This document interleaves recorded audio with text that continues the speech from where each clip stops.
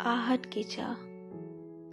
कुछ दिनों से उसे अपने ही घर का दरवाजा अजनबी से लगने लगा था। दरवाजा बंद रहता, फिर भी उसकी निगाह बार बार वहीं टिक जाती, जैसे किसी भी क्षण बाहर से कोई हल्की सी आहट भीतर तक उतर आएगी।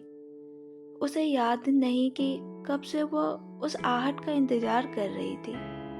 शायद उस दिन से जब उसने मन ही मन तय कर लिया था कि आज वो आएगा और घर की इस चुप्पी को तोड़ देगा।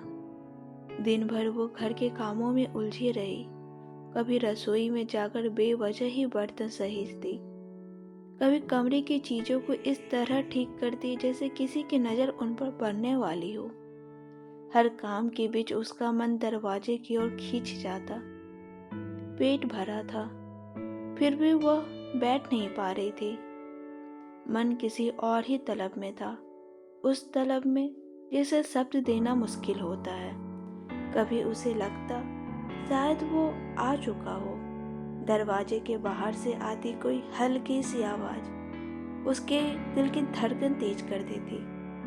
वह एक पल को ठहर जाती, सांसें रोके, कान लगाए, लेकिन हर बार वह सिर्फ उसकी अपनी उम्मीद होती। समय जैसे रुक गया था। घड़ी की सुइयां चल तो रही थी, पर उसके भीतर कुछ अटका हुआ था। वह सोचती, अगर वो आया तो क्या कहूँगी, अगर नहीं आया तो क्या कहूँगी। शाम गहराने लगी, घर में परछाइयाँ लंबी हो गईं। दरवाजा अभी वैसा ही था, बंद, खामोश, अडिग। उसने खुद से कहा कि यह बस एक वहम है, कि हर आहट का मतलब किसी का आना नहीं होता, लेकिन दिल मानने को तैयार नहीं था। आहट की चाह उसके भीतर इतनी गहराई तक उतर चुकी थी कि अब हर खामोशी उसे और बेचैन कर देती थी, और वह उसी दरवाजे के सामने उसी उम्मीद के साथ अब भी बैठी थी।